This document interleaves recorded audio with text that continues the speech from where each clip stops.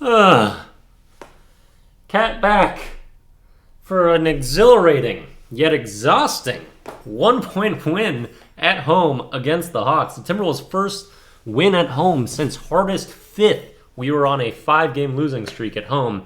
And Karl-Anthony Towns makes his return, gets a lot of minutes, plays very well. It's an extremely Cat game. Has 3 offensive fouls, so you get the negatives out of him. Almost a 4th at the very end of that one. But was also spectacular, brought so much energy. And you saw that he was just ecstatic to be on the court and wanted to give it everything and do everything he could. He hits a couple threes in that one, gets a couple dunks, a couple steals. He's kind of doing just about everything out there. And you remember all the versatility that he brings. And even with the frustrations and the immaturities that are sometimes there, God, it was so great to see him back out there. Also would hit the last 2 free throws of the game to tie it up and give the Timberwolves the lead to win that game, and was huge, even though he didn't have a ton of minutes closing out the 4th, because we would have a different type of lineup in that 4th quarter that I gotta talk about. That was so fun too. But it was an extremely back and forth game the entire way through. Very little defense played as well. It was 40-39 through the first quarters, so you kind of knew you were in for a shootout. And as a squad, not a lot of people really brought it on the defensive end tonight. One that did and maybe had the best defensive performance of the night was actually Mike Conley, who would draw at least 3 offensive fouls on the Hawks. Had some really clutch moments in that 4th quarter too. However, really struggled to finish around the rim yet again, which all his career has been one of his strongest points, is those floaters around the rim. His touch just hasn't really been there. If he just kind of starts to make a lot of the shots that he's made a career out of, it's going to be looking a lot better. 2 people that couldn't look much better on offense, though, are Naz Reid and Jaden McDaniels.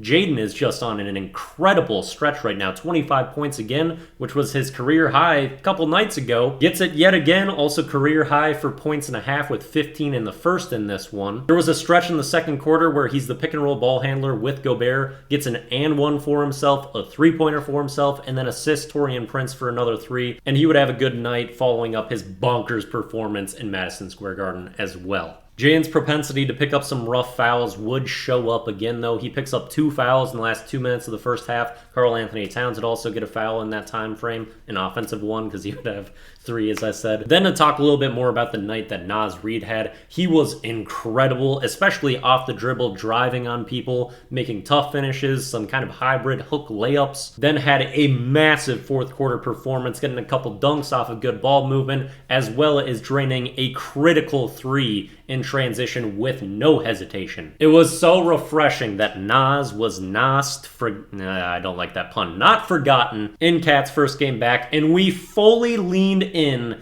to the big man ball this game. I mean, our starting lineup was Conley, Jaden, Slow-Mo, Cat, Gobert. I mean, Conley's the only one under 6'8" in that crew. Then later on in the game, 4th quarter, Wolves are trailing. We're down as much as 11 in the 4th, and Conley actually drew an offensive foul and then got 3 free throws. That's kind of what started to help their run and recovery. But then we would sub in to go all big boys and switch to the lineup of Kyle Anderson at point, Taurean Prince, Jaden McDaniels, Naz Reid, and Gobert. Just an enormous lineup. And that lineup would actually go on to take the lead and actually stretch it to as much as 5, although they wouldn't be able to sustain it for super long, and then Finch would return with Conley and Karl-Anthony Towns with about 2 minutes left. Conley would hit the deepest possible 2-pointer in that stretch. 7 seconds left, Timberwolves have the ball down 1 point.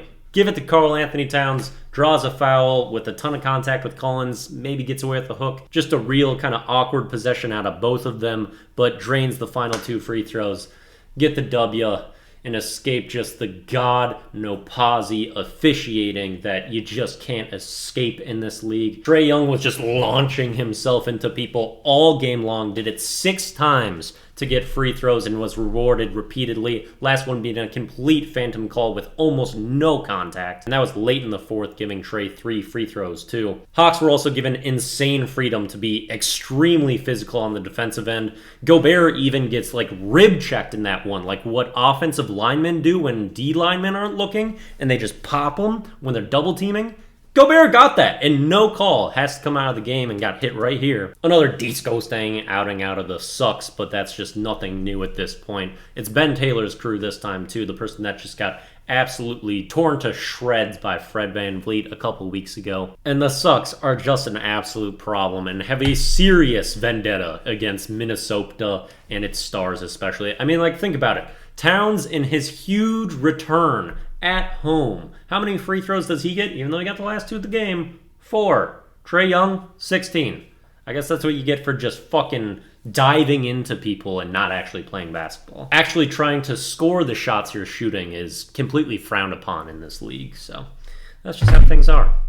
Anyway, got the win. Happy Cat's back. Hope to get Ant back soon. It's just going to be a blast watching them, even though fit might be a little bit strange, but we're embracing the big ball now with big balls, and it's legit. Let's get it.